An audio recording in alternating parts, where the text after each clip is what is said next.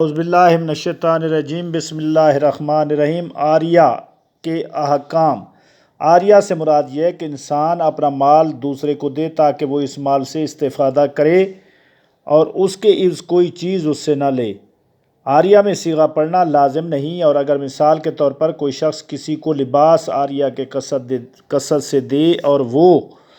بھی اسی کسر سے لے تو عاریہ صحیح ہے۔ غصبی چیز یا اس چیز کو بطور عاریہ دینا جو کہ عاریہ دینے والے کا مال ہو لیکن اس کی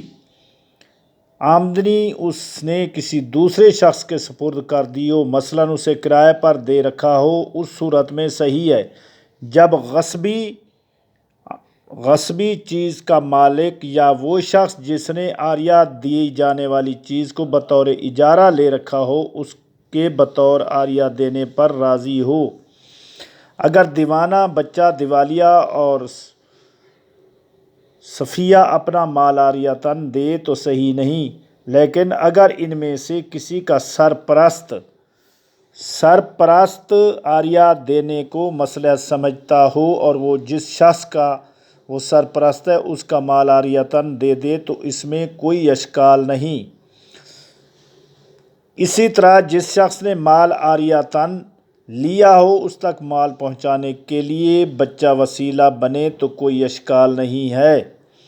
عاریۃً لی ہوئی چیز کی نگہداشت میں کوتاہی نہ کرے اور اس سے معمول سے زیادہ استفادہ بھی نہ کرے، اور اتفاقاً وہ چیز تلف ہو جائے تو وہ شخص ذمہ دار نہیں، لیکن اگر طرفین آپس میں یہ شرط رکھیں کہ اگر وہ چیز تلف ہو جائے گی تو عاریۃً لینے والا ذمہ دار ہوگا، یا جو چیز عاریۃً لی وہ سونا یا چاندی ہو تو اس کا عوض دینا ضروری ہے۔ اگر عاریہ پر دینے والے مر جائے تو عاریہ پر لینے والے کے لیے ضروری ہے کہ جو طریقہ امانت کے مالک کے فوت ہو جانے کی صورت میں ہے وہی اس میں کہ اس کے مطابق عمل کرے۔ جس شخص نے کوئی چیز عاریۃً دی ہو وہ جب بھی چاہے اسے منسوخ کر سکتا ہے، اور اس نے کوئی چیز عاریۃً لی ہو وہ بھی جب چاہے اسے منسوخ کر سکتا ہے۔ کسی چیز کا عاریۃً دینا جس سے حلال استفادہ نہ ہو، وہ مثلاً لہو و لعب اور قمار بازی کے آلات اور کھانے پینے کا استعمال کرنے کے لیے سونے اور چاندی کے برتن استعمال کرنا، بلکہ احتیاطاً لازم کی بنا پر ہر قسم کے استعمال کے لیے عاریۃً دینا باطل ہے اور تزین و آرائش کے لیے بھی ناجائز ہے، اگرچہ احتیاط نہ دینے میں ہے۔ بھیڑ بکریوں کو ان کے دودھ اور اون سے استفادہ کرنے کے لیے نیز نر حیوان کو مادہ حیوانات کے ساتھ ملاپ کے لیے عاریۃً دینا صحیح ہے۔ اگر کسی چیز کو عاریۃً لینے والا اسے اس کے مالک یا مالک کے وکیل یا سرپرست کو دے دے اور اس کے بعد وہ چیز تلف ہو جائے تو اس چیز کو عاریۃً لینے والا ذمہ دار نہیں ہے، لیکن اگر مال کے مالک یا اس کے وکیل یا سرپرست کی اجازت کے بغیر مال کو خواہ ایسی جگہ لے جائے جہاں مال کا مالک اسے عموماً لے جاتا ہو، مثلاً گھوڑے کو اس اصطبل میں باندھ دے جو اس کے مالک نے اس کے لیے تیار کیا ہوا ہے، اور بعد میں گھوڑا تلف ہو جائے یا کوئی اسے تلف کر دے تو عاریۃً لینے والا ذمہ دار ہے۔ جو چیز کسی شخص نے عاریۃً لی ہو اسے اس کے مالک کی اجازت کے بغیر کسی دوسرے کو کرائے پر یا عاریۃً نہیں دے سکتا۔ جو چیز کسی شخص نے عاریۃً لی ہو اگر وہ اسے مالک کی اجازت سے کسی اور شخص کو عاریۃً دے دے تو اگر جس شخص نے پہلے وہ چیز عاریۃً لی ہو وہ مر جائے یا دیوانہ ہو جائے تو دوسرا عاریۃً باطل نہیں ہوتا۔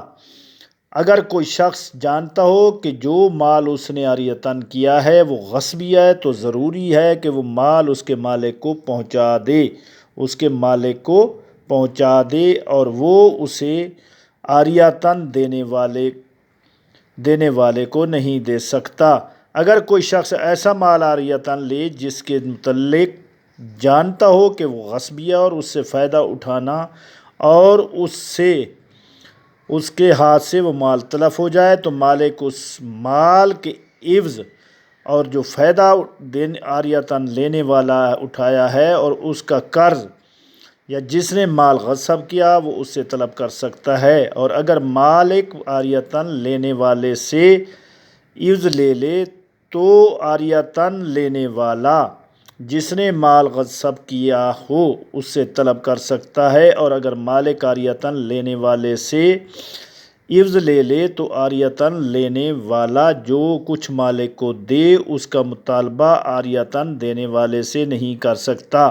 اور اگر کسی شخص کو یہ معلوم نہ ہو کہ اس نے جو مال عاریتاً لیا ہے وہ غصبیہ اور اس کے پاس ہوتے ہوئے وہ مال تلف ہو جائے تو اگر مال کا مالک اس کا عوض اس سے لے لے تو وہ بھی جو کچھ مال کے مالک کو دیا ہو اس کا مطالبہ عاریتاً دینے والا اس سے کر سکتا ہے، لیکن اگر اس نے جو چیز عاریتاً لی ہو وہ سونا یا چاندی ہو یا بطور عاریتاً دینے والے نے اسے شرط کی ہو کہ اگر وہ چیز تلف ہو جائے تو وہ اسے عوض دے گا، یا پھر اس نے جو مال کا جو عوض مالک ہے وہ اس مالک کا مطالبہ عاریتاً دینے والے سے نہیں کر سکتا۔ اللہم صلی علی محمد و آل محمد وعجل فرجہم و آل محمد۔